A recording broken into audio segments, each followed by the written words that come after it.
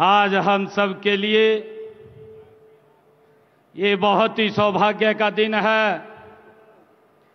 दुनिया के सबसे लोकप्रिय नेता, भारत के यशस्वी प्रधानमंत्री आदरणीय नरेंद्र मोदी जी आज हरियाणा को विकसित हरियाणा बनाने के लिए आज हरियाणा में पधारे हैं। मैं हरियाणा की 2,80,00,000 लोगों की तरफ से आदरणीय नरेंद्र मोदी जी का स्वागत करता हूं, उनका धन्यवाद करता हूं। माननीय प्रधानमंत्री जी, महाराजा अग्रसेन जी की इस पावन धरा और वीर भूमि हरियाणा में पधारने पर मैं अपने सभी हरियाणा परिवारजनों की ओर से आपका हार्दिक स्वागत करता हूं, अभिनंदन करता हूं और आपको हरियाणा की ऐतिहासिक जीत की बधाई देता हूं। आपको राम राम करता हूं। आदरणीय प्रधानमंत्री जी, यह वही हिसार है जहां की मिट्टी के मेहनत की खुशबू उठती है, जहां पशुधन की समृद्धि गूंजती है, जहां के सैनिकों ने हमेशा हंसकर देश के लिए कुर्बानियां दी हैं। आज विद्या का प्रकाश हर घर को रोशन करता है। यहाँ की राखी गढ़ी में हमें हमारी प्राचीन सभ्यता की गौरव गाथा सुनाती है। तो अग्रोहा की धरती महाराजा अग्रसेन के व्यापारिक वैभव को और सामाजिक समरसता की कहानी ये कहती है। आदरणीय प्रधानमंत्री जी, आपके आशीर्वाद से अब हमारे खेतों में सिर्फ फसलें नहीं, उम्मीदें भी लहलहाती हैं। आपके आगमन से यह ऐतिहासिक धरा विकास के सुनहरे पथ पर दौड़ पड़ी है। हिसार की हवा आज एक नया जोश है, एक नई चमक है। माननीय प्रधानमंत्री जी, आज भारतीय संविधान के शिल्पी भारत रत्न डॉक्टर साहेब भीमराव अंबेडकर जी की 135वीं जयंती है। मैं उन्हें सत सत नमन करता हूं और समूचे प्रदेश को उनकी जयंती की हार्दिक बधाई और शुभकामनाएं देता हूं। मुझे खुशी है आदरणीय प्रधानमंत्री जी, आज 14 अप्रैल का यह दिन हम सब के लिए बड़ा ही ऐतिहासिक है। आज हम सब उस क्षण के साक्षी बन रहे हैं जब इस पावन भूमि पर नवनिर्मित महाराजा अग्रसेन हवाई अड्डे से भगवान श्री राम की नगरी अयोध्या में महर्षि वाल्मीकि अंतर्राष्ट्रीय हवाई अड्डे तक हवाई उड़ानों का शुभारंभ हो रहा है। और साथ ही हरियाणा के इस पहले एयरपोर्ट के टर्मिनल के भवन का भी आपके कर कमलों द्वारा आज शिलान्यास हो रहा है। माननीय प्रधानमंत्री जी, रामनवमी के अवसर पर आपने श्रीलंका में राम सेतु के दर्शन किए, जो हमारी सांस्कृतिक धरोहर का एक जीवंत प्रमाण है। और आज से आपके नेतृत्व में हिसारवासी सीधी फ्लाइट से अयोध्या जाकर भगवान रामलला के दर्शन का पुण्य लाभ प्राप्त कर सकेंगे। आदरणीय प्रधानमंत्री जी, यह केवल एक हवाई सेवा नहीं बल्कि हमारी आस्था और संस्कृति को जोड़ने वाली एक अनमोल कड़ी है। माननीय प्रधानमंत्री जी, आपका हरियाणा से अपना एक अलग रिश्ता है और हरियाणा के लोगों का भी आपसे अपना एक अलग ही प्रेम और लगाव है। आप विधानसभा चुनाव के दौरान 28 दिसंबर 2024 को हिसार आए थे। आपने इसी स्थल से हरियाणा की जनता से तीसरी बार भारतीय जनता पार्टी की सरकार बनाने का वायदा लिया था। माननीय प्रधानमंत्री जी, मुझे आज यह कहते हुए गर्व महसूस हो रहा है कि हरियाणा के लोगों ने आपसे किया हुआ अपना वायदा पूरा कर दिया है। माननीय प्रधानमंत्री जी, जो ऐतिहासिक जीत हरियाणा में भारतीय जनता पार्टी को मिली है, यह जीत हरियाणा की जनता का आपके ऊपर विश्वास की जीत है। यह जीत आपकी नीति की जीत है, यह जीत आपकी नीयत की जीत है और आपके नेतृत्व की जीत है। माननीय प्रधानमंत्री जी, हम सौभाग्यशाली हैं कि हमें आपका कुशल नेतृत्व मिला, ये उसकी जीत है। यह जीत आपके मार्गदर्शन में हो रहे हरियाणा के विकास की जीत है। माननीय प्रधानमंत्री जी, मुझे आज आपको यह बताते हुए खुशी हो रही है कि तीसरी पारी के 100 दिनों के अंदर अंदर ही हमने अपने संकल्प पत्र के 19 वायदे पूरे किए हैं। 90 वायदों पर काम शुरू हो चुका है और बाकी सभी भी तेज गति से काम हो रहा है। माननीय प्रधानमंत्री जी, हरियाणा आपके मार्गदर्शन और कुशल नेतृत्व में डबल इंजन की सरकार से ट्रिपल इंजन सरकार बन गई है और 3 गुना रफ्तार से आगे बढ़ रही है। माननीय प्रधानमंत्री जी, हमने अपनी माताओं बहनों से लाडो लक्ष्मी योजना की शुरुआत का वायदा किया था। मुझे बताते हुए खुशी हो रही है कि हमने पहले ही बजट में हमने इस योजना के लिए 5,000 करोड़ रुपए का प्रावधान कर दिया है।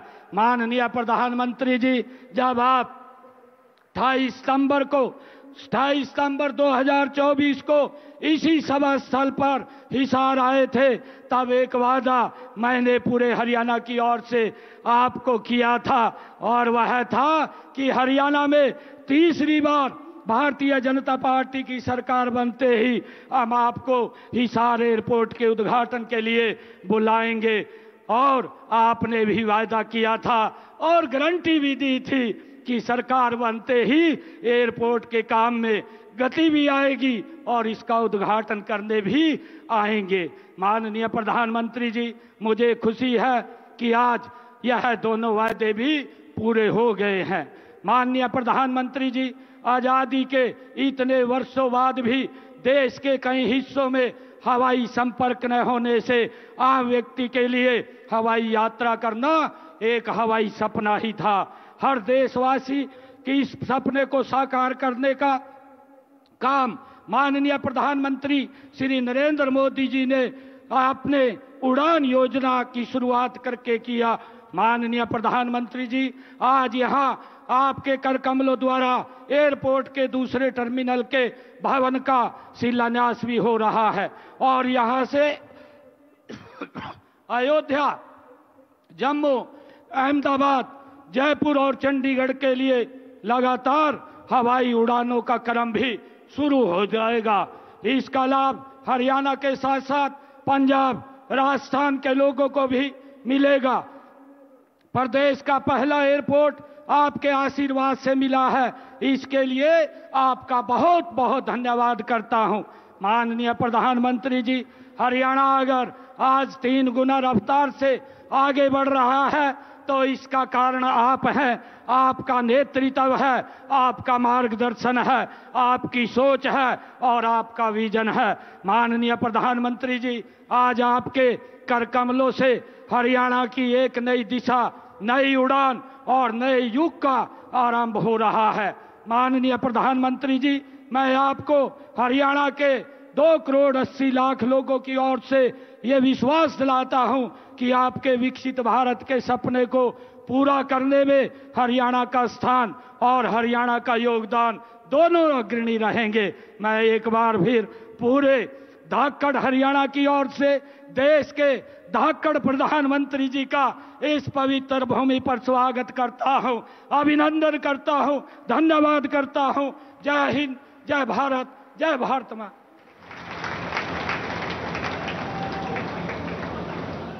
बहुत बहुत आभार माननीय मुख्यमंत्री महोदय का।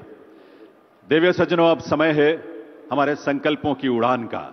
आज यहां माननीय प्रधानमंत्री महोदय महाराजा अग्रसेन अंतर्राष्ट्रीय हवाई अड्डे के दूसरे टर्मिनल के निर्माण कार्य की शिलापट्टिका का अनावरण करेंगे पहले, और फिर हिसार हवाई अड्डे से पहली व्यावसायिक उड़ान का भी शुभारंभ करेंगे।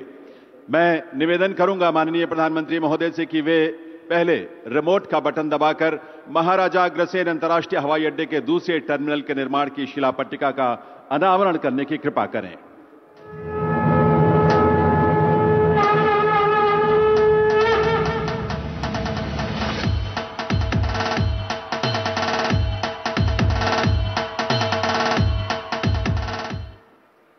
और माननीय प्रधानमंत्री महोदय हिसार हवाई अड्डे से पहली व्यावसायिक उड़ान का भी शुभारंभ करेंगे रिमोट का बटन दबाकर। एक बार पुनः उनसे निवेदन है कि वे रिमोट का बटन दबाकर इसका शुभारंभ करें। माननीय प्रधानमंत्री महोदय।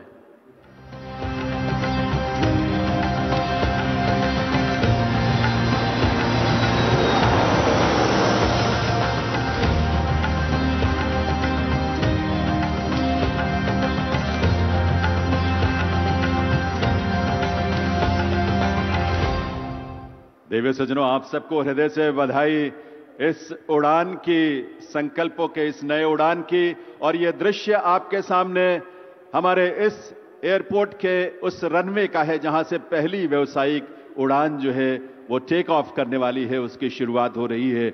और ये सजीव दृश्य आप देख पा रहे हैं और वो विमान भी आप देख पा रहे हैं जो यहां से उड़ान भरकर प्रभु श्री राम की नगरी यहां से प्रस्थान करेगी। महर्षि वाल्मीकि अंतर्राष्ट्रीय हवाई अड्डा अयोध्या धाम के लिए जो रवाना हो रही है करतल ध्वनि के साथ। आइए अपनी शुभकामनाएं दें और अपनी तरफ से बधाई भी सभी प्रदेशवासियों को, देश के लोगों को।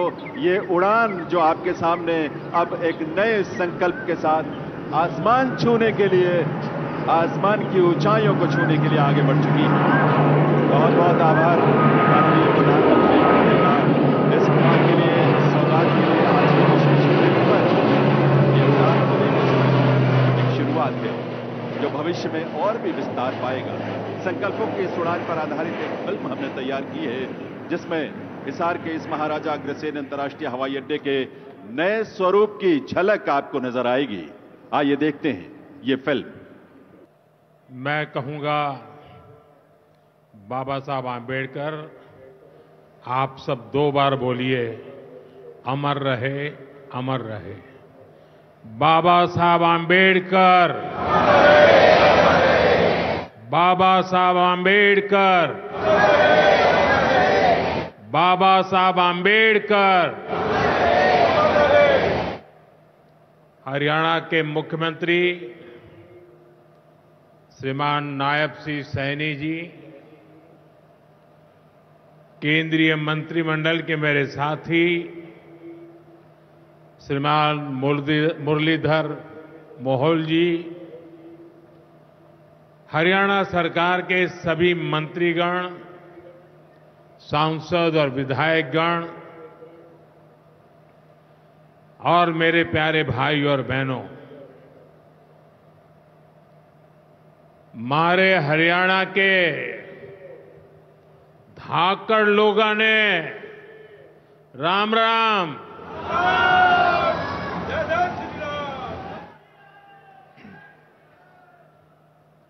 ठाडे जवान, ठाडे खिलाड़ी और ठाडा भाईचारा, यो से हरियाणा की पहचान।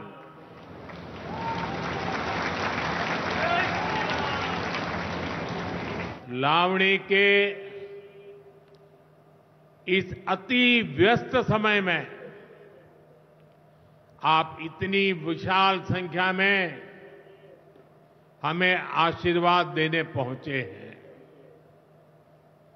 मैं आप सभी जनता जनार्दन का अभिनंदन करता हूं। गुरु जंबेश्वर, महाराजा अग्रसेन और अग्रोहा धाम को भी श्रद्धापूर्वक नमन करता हूं। साथियों, हरियाणा से, हिसार से मेरी कितनी ही यादें जुड़ी हुई है। जब भारतीय जनता पार्टी ने मुझे हरियाणा की जिम्मेदारी दी थी तो यहां अनेक साथियों के साथ मैंने लंबे समय तक मिलकर काम किया था। इन सभी साथियों के परिश्रम ने भारतीय जनता पार्टी की हरियाणा में नींव को मजबूत किया है। और आज मुझे ये देखकर गर्व होता है कि भाजपा विकसित हरियाणा, विकसित भारत के लक्ष्य को लेकर पूरी गंभीरता से काम कर रहा है। साथियों, आज का दिन हम सभी के लिए,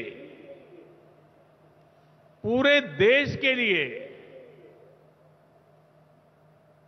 और खास करके दलित, पीड़ित, वंचित, शोषित उन सब के लिए बहुत महत्वपूर्ण दिवस है। उनके जीवन में तो दूसरी दिवाली होती है।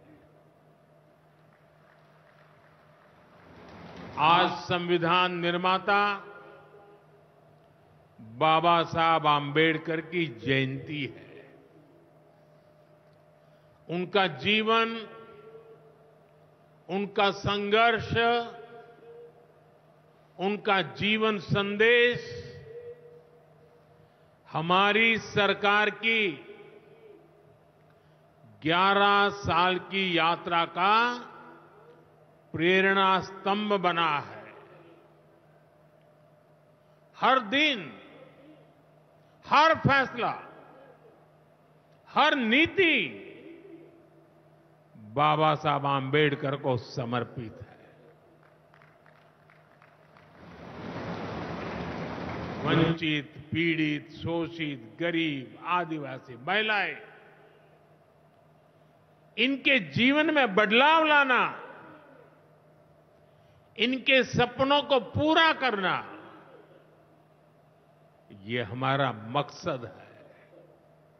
इसके लिए निरंतर विकास, तेज विकास, और यही भाजपा सरकार का मंत्र है। साथियों, इसी मंत्र पर चलते हुए आज हरियाणा से अयोध्या धाम के लिए फ्लाइट शुरू हुई है। यानी अब श्री कृष्ण जी की पावन भूमि हरियाणा प्रभु राम की नगरी से सीधे जुड़ गई है।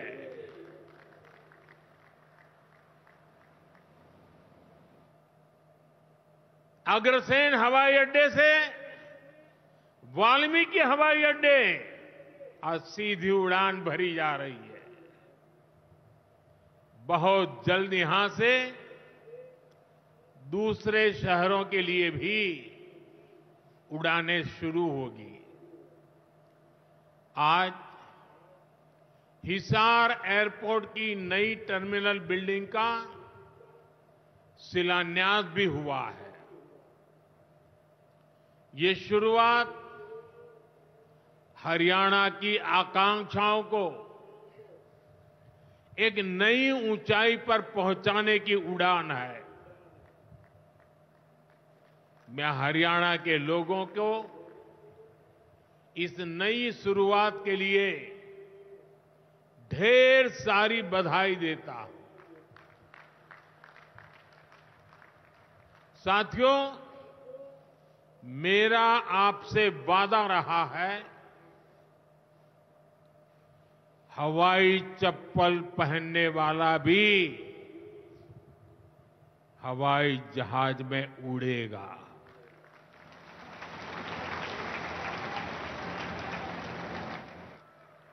और ये वायदा हम देश में चारों तरफ पूरा होता देख रहे हैं। बीते 10 सालों में करोड़ों भारतीयों ने जीवन में पहली बार हवाई सफर की है। हमने वहां भी नए एयरपोर्ट बनाए जहां कभी अच्छे रेलवे स्टेशन तक नहीं थे। 2014 से पहले देश में 74 एयरपोर्ट थे। सोचिए 70 साल में 74। आज देश में एयरपोर्ट की संख्या 150 के पार हो गई है।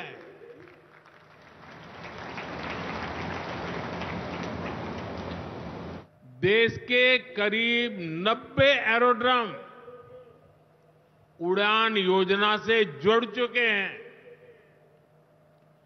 600 से अधिक रूट पर उड़ान योजना के तहत हवाई सेवा चल रही है। इनमें बहुत कम पैसों में लोग हवाई यात्रा कर रहे हैं और इसलिए आज हर साल हवाई यात्रा करने वालों का नया रिकॉर्ड बन रहा है। हमारी एयरलाइन कंपनियों ने भी रिकॉर्ड संख्या में 2000 नए जहाजों का, हवाई जहाजों का ऑर्डर दिया है और जितने नए जहाज आएंगे उतनी ही ज्यादा नौकरियां पायलट के रूप में हो, एयर होस्टेस के रूप में हो, सैकड़ों नई सेवाएं भी होती है। एक जगह हवाई जहाज चलता है तब ग्राउंड स्टाफ होता है, न जाने कितने काम होते हैं। ऐसी अनेक सेवाओं के लिए नौजवानों को रोजगार के अवसर मिलेंगे। इतना ही नहीं, हवाई जहाज के मेंटेनेंस से जुड़ा एक बड़ा सेक्टर भी अनगिनत रोजगार बनाएगा। हिसार का ये एयरपोर्ट भी हरियाणा के नौजवानों के सपनों को नई ऊंचाई देगा। साथियों, हमारी सरकार एक तरफ कनेक्टिविटी पर बल दे रही है, दूसरी तरफ गरीब कल्याण और सामाजिक न्याय भी सुनिश्चित कर रही है। और यही तो बाबा साहब आंबेडकर का सपना था। हमारे संविधान निर्माताओं की यही आकांक्षा थी। देश के लिए मरने मिटने वालों का भी यही सपना था। लेकिन हमें ये कभी भूलना नहीं है कि कांग्रेस ने बाबा साहब आंबेडकर के साथ क्या किया। जब तक बाबा साहब जीवित थे, कांग्रेस ने उन्हें अपमानित किया। दो बार उन्हें चुनाव हरवाया। कांग्रेस की पूरी सरकार उनको उखाड़ फेंकने में लगी थी। उनको सिस्टम से बाहर रखने की साजिश की गई। जब बाबा साहब हमारे बीच नहीं रहे तो कांग्रेस ने उनकी याद तक मिटाने की कोशिश की। कांग्रेस ने बाबा साहब के विचारों को भी हमेशा के लिए खत्म कर देना चाहा। डॉक्टर अंबेडकर संविधान के संरक्षक थे। कांग्रेस संविधान की भक्षक बन गई है।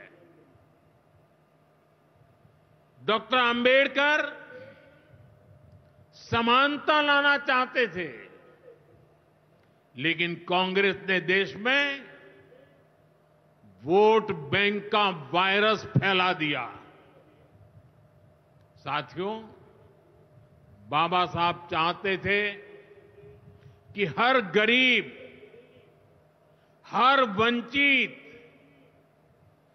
गरिमा से जी सके, सर ऊंचा करके जिए, वो भी सपने देखें, अपने सपने पूरे कर सके। लेकिन कांग्रेस ने एससी, एसटी, ओबीसी को सेकंड क्लास सिटीजन बना दिया। कांग्रेस के लंबे शासनकाल में कांग्रेस के नेताओं के घर में स्विमिंग पूल तक पानी पहुंच गया, लेकिन गांव में नल से जल नहीं पहुंचा। आजादी के 70 साल बाद भी गांवों में सिर्फ 16% घरों में नल से जल आता था। सोचिए, 100 घर में से 16 घर में। इससे सबसे ज्यादा प्रभावित कौन थे? इससे एससी, एसटी, ओबीसी सबसे ज्यादा प्रभावित थे। अरे उनकी इतनी ही चिंता थी, आज जो गली गली में जाके भाषण झाड़ रहे हैं, अरे कम से कम मेरे एससी, एसटी, ओबीसी भाइयों के घर तक अरे पानी तो पहुंचा देते। हमारी सरकार ने 6-7 साल में 12 करोड़ से ज्यादा ग्रामीण घरों में नल कनेक्शन दिए हैं। आज गांव के 80% घरों में, यानी पहले 100 में से 16, आज 100 में से 80 घरों में नल से जल आता है। और बाबा साहब का आशीर्वाद है,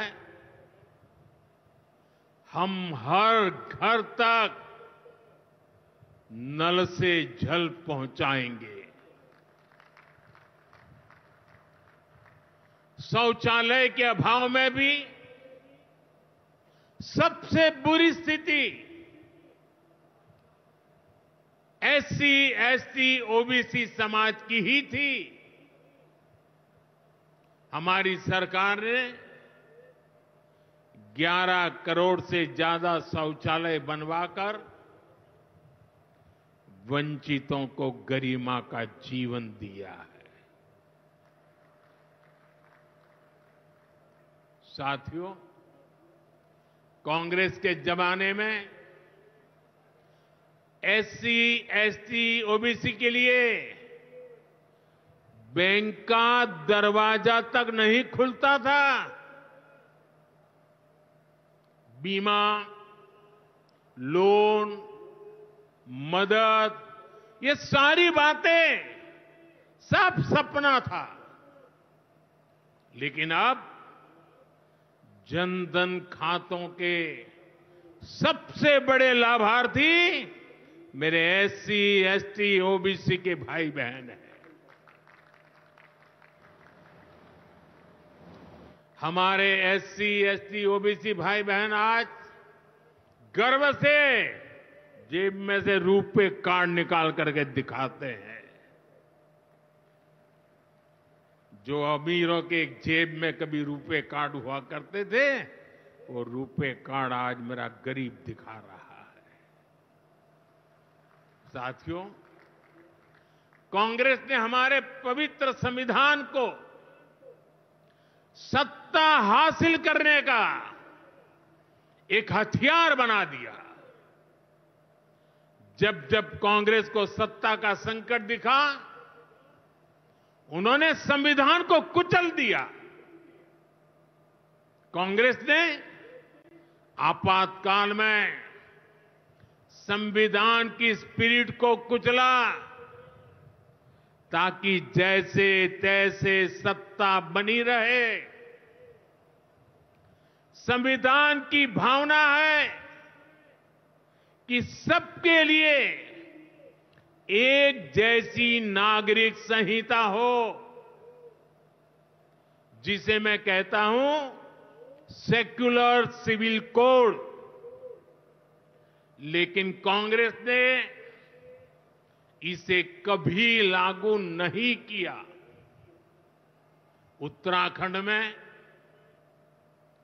भाजपा सरकार आने के बाद सेक्युलर सिविल कोड, समान नागरिकता संहिता ये लागू हुई, डंकी की चोट पर लागू हुई। और देश का दुर्भाग्य देखिए, संविधान को जेब में लेकर के बैठे हुए लोग, संविधान पर बैठ गए हुए लोग, ये कांग्रेस के लोग उसका भी विरोध कर रहे हैं। साथियों, हमारे संविधान ने एससी, एसटी, ओबीसी के लिए आरक्षण का प्रावधान किया, लेकिन कांग्रेस ने उनको आरक्षण पहुंचा कि नहीं पहुंचा, उनके बच्चों को शिक्षा के लिए सुविधाएं प्रारंभ मिलना शुरू हुआ कि नहीं हुआ, एससी, एसटी, ओबीसी के कोई व्यक्ति अधिकार से वंचित तो नहीं रह गए, उसकी कभी परवाह नहीं की। लेकिन राजनीतिक खेल खेलने के लिए कांग्रेस ने बाबा साहब आंबेडकर ने जो सपना देखा था, सामाजिक न्याय के लिए संविधान में जो व्यवस्था की थी, उसको भी पीठ में छुरा भोंककर उस संविधान के उस प्रावधान को तुष्टीकरण का माध्यम बना दिया। अभी आपने भी समाचारों में सुना होगा, कर्नाटका की कांग्रेस सरकार ने टेंडर में भी अब एससी, एसटी, ओबीसी के अधिकार छीन करके धर्म के आधार पर आरक्षण दे दिया। जबकि संविधान में बाबा साहब आंबेडकर ने साफ साफ शब्दों में चर्चा में कहा था कि संविधान में कतई धर्म के आधार पर आरक्षण की व्यवस्था नहीं की जाएगी। और हमारे संविधान ने धर्म के आधार पर आरक्षण के लिए प्रतिबंध लगाया हुआ है। साथियों, कांग्रेस की तुष्टीकरण की इस नीति का बहुत बड़ा नुकसान मुस्लिम समाज को भी हुआ है। कांग्रेस ने सिर्फ कुछ कट्टरपंथियों को ही खुश किया है, बाकी समाज बेहाल रहा, अशिक्षित रहा, गरीब रहा। कांग्रेस की इस कुनीति का सबसे बड़ा प्रमाण वक्फ कानून है। देश आजाद होने के बाद 2013 तक वक्फ का कानून चलता था, लेकिन चुनाव जीतने के लिए, तुष्टीकरण की राजनीति के लिए वोट बैंक की राजनीति के लिए 2013 के आखिर में, आखिरी सत्र में कांग्रेस ने इतने सालों तक चल रहे वक्फ के कानून में आनन फानन संशोधन कर दिया ताकि चुनाव में वोट पा सके। वोट बैंक को खुश करने के लिए इस कानून को ऐसा बना दिया कि बाबा साहब आंबेडकर के संविधान की ऐसी की तैसी संविधान से ऊपर कर दिया। ये बाबा साहब का सबसे बड़ा अपमान का काम था।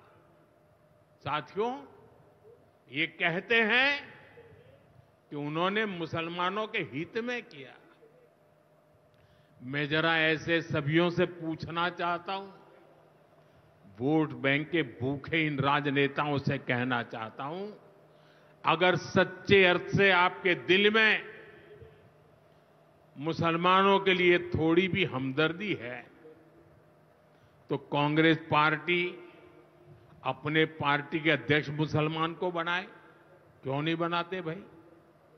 संसद में टिकट देते हैं, 50% मुसलमानों को दो। जीत करके आएंगे तो अपनी बात बताएंगे, लेकिन ये नहीं करना है। कांग्रेस में तो कुछ नहीं देना है। देश के नागरिकों के अधिकारों को छीनना और देना, इनकी नीयत किसी का भी भला करने की कभी नहीं रही, मुसलमानों का भला करने की भी नहीं रही। यही कांग्रेस की अच्छी सच्चाई है। साथियों, वक्फ के नाम पर लाखों हेक्टेयर जमीन पूरे देश में है। इस जमीन, इस प्रॉपर्टी से गरीब का, बेसहारा महिलाओं बच्चों का भला होना चाहिए था। और आज ईमानदारी से उसका उपयोग हुआ होता तो मेरे मुसलमान नौजवानों को साइकिल के पंक्चर बना करके जिंदगी नहीं गुजारनी पड़ती। लेकिन इससे मुट्ठी भर भू माफिया का कोई भला हुआ। पसमानदा मुस्लिम इस समाज को कोई फायदा नहीं हुआ। और ये भूमाफिया किसकी जमीन लूट रहे थे? ये दलित की जमीन लूट रहे थे, पिछड़ों की जमीन लूट रहे थे, आदिवासी की जमीन लूट रहे थे, विधवा महिलाओं की संपत्ति लूट रहे थे।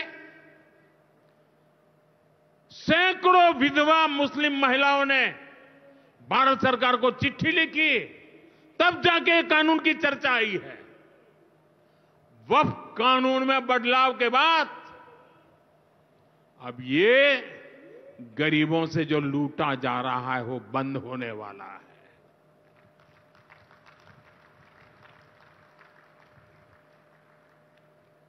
और सबसे बड़ी बात, हमने एक बहुत बड़ा जिम्मेदारीपूर्ण महत्वपूर्ण काम किया है। हमने इस वक्फ कानून में एक और प्रावधान किया है। अब नए कानून के तहत, वक्फ के कानून के तहत किसी भी आदिवासी की जमीन को हिंदुस्तान के किसी भी कोने में आदिवासी की जमीन को, उसके घर को, उसकी संपत्ति को ये वक्फ बोर्ड हाथ भी नहीं लगा पाएगा। ये आदिवासी के हितों की रक्षा करने का, संविधान की मर्यादाओं का पालन करने का हमने बहुत बड़ा काम किया है। नए प्रावधानों से वक्फ की भी पवित्र भावना का सम्मान होगा। मुस्लिम समाज के गरीब और पसमानदा परिवारों, मुस्लिम महिलाओं, खास करके मुस्लिम विधवाओं को, मुस्लिम बच्चों को उनका हक भी मिलेगा और भविष्य में उनका हक सुरक्षित रहेगा।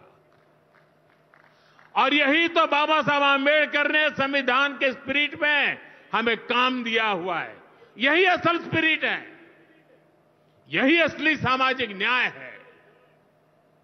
साथियों, हमारी सरकार ने 2014 के बाद बाबा साहब आंबेडकर की प्रेरणा को आने वाली पीढ़ियों तक पहुंचाने के लिए अनेक महत्वपूर्ण कदम उठाए। बाबा साहब देश और दुनिया में जहां जहां रहे, वे सभी स्थान उपेक्षित थे। जो संविधान के नाम पर अपनी राजनीतिक रोटी सेकने के लिए निकले हैं, उन्होंने बाबा साहब से जुड़े हुए हर स्थान का अपमान किया, इसे इतिहास से मिटाने का प्रयास किया।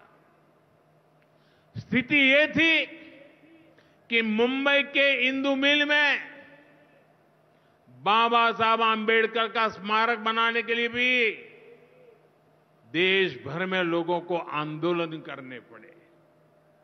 हमारी सरकार ने आते ही इंदु मिल के साथ साथ बाबा साहब आंबेडकर की महू की जन्मभूमि हो, बाबा साहब आंबेडकर जी की लंदन की शिक्षा भूमि हो, दिल्ली में उनकी महापरिनिर्वाण स्थली हो, या फिर नागपुर की दीक्षा भूमि हो, हमने सभी का विकास किया। इनको पंच तीर्थ के रूप में विकसित किया है। मेरा सौभाग्य है कि कुछ दिन पहले ही मुझे दीक्षा भूमि में जाकर, नागपुर जाकर बाबा साहब को नमन करने का अवसर मिला। साथियों, कांग्रेस के लोग सामाजिक न्याय की बड़ी बड़ी बातें करते हैं, लेकिन हमें ये भी याद रखना है कि कांग्रेस ने बाबा साहब आंबेडकर और चौधरी चरण सिंह जी, इन दोनों महान सपूतों को भारत रत्न नहीं दिया था। बाबा साहब आंबेडकर को भारत रत्न तब मिला जब केंद्र में भाजपा के समर्थन वाली सरकार बनी। वहीं हमें गर्व है कि भाजपा की ही सरकार ने चौधरी चरण सिंह जी को भी भारत रत्न दिया है।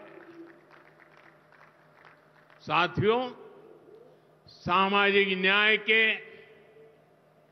गरीब कल्याण के पथ को हरियाणा की भाजपा सरकार भी निरंतर सशक्त कर रही है।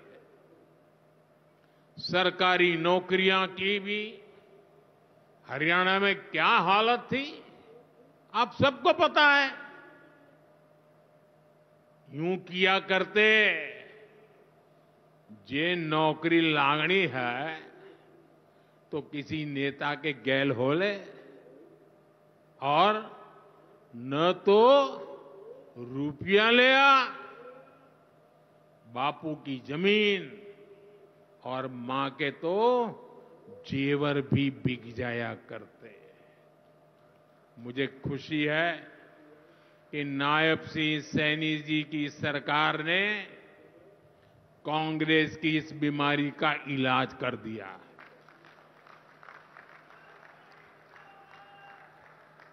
बिना खर्ची, बिना पर्ची के नौकरियां देने का जो ट्रैक रिकॉर्ड हरियाणा का है वो अद्भुत है और मुझे गर्व है कि मुझे ऐसे साथी मिले हैं, ऐसी साथी सरकार मिली है। यहां के 25,000 नौजवानों को सरकारी नौकरी ना मिले, इसके लिए कांग्रेस ने एड़ी चोटी का जोर लगा दिया था। लेकिन इधर मुख्यमंत्री नायब सैनी जी ने शपथ ली, उधर हजारों युवाओं को नियुक्ति पत्र जारी कर दिए गए। ये है भाजपा का, सरकार का सुशासन। और अच्छा ये है कि नायब सिंह सैनी जी की सरकार आने वाले वर्षों में हजारों नई नौकरियों का रोड मैप बना करके चल रही है। साथियों, हरियाणा वो प्रदेश है जहां बहुत बड़ी संख्या में युवा सेना में जाकर देश की सेवा करते हैं। कांग्रेस ने तो वन रैंक वन पेंशन को लेकर भी दशकों तक धोखा ही दिया। ये हमारी सरकार है जिसने वन रैंक वन पेंशन योजना लागू की। अब तक हरियाणा के पूर्व फौजियों को भी ओआरओपी के वन रैंक वन पेंशन के 13,500 करोड़ रुपए 13,500 करोड़ रुपए दिए जा चुके हैं। आपको याद होगा, इसी योजना पर झूठ बोलते हुए कांग्रेस सरकार ने पूरे देश के फौजियों के लिए सिर्फ 500 करोड़ रुपए का प्रावधान किया था। अब आप सोचिए, अकेले हरियाणा में 13,500 करोड़, और कहां 500 करोड़, कैसी आंख में धूल डालने की प्रवृत्ति थी। कांग्रेस किसी की सगी नहीं है, वो सिर्फ सत्ता की सगी है। वो न दलितों की सगी है, न पिछड़ों की सगी है, न मेरे देश की माता बहन बेटियों की सगी है, और न ही वो मेरे फौजियों की सगी है। साथियों, मुझे पूरा विश्वास है कि हरियाणा विकसित भारत के संकल्प को मजबूती देगा। खेल हो या फिर खेत, हरियाणा की मिट्टी की खुशबू दुनिया भर में महक बिखेरती रहेगी। मुझे हरियाणा के अपने बेटे बेटियों पर बहुत भरोसा है। ये नया एयरपोर्ट, ये नई उड़ान हरियाणा के सपनों को पूरा करने की प्रेरणा बने। और इतनी विशाल संख्या में आप आशीर्वाद देने आए, ये मेरा सौभाग्य है। मैं आपको सर झुका करके नमन करता हूं और अनेक सफलताओं के लिए अनेक अनेक शुभकामनाएं देता हूं, बहुत बहुत बधाई देता हूं। मेरे साथ बोलिए, भारत माता की, भारत माता की, भारत माता की। बहुत बहुत धन्यवाद।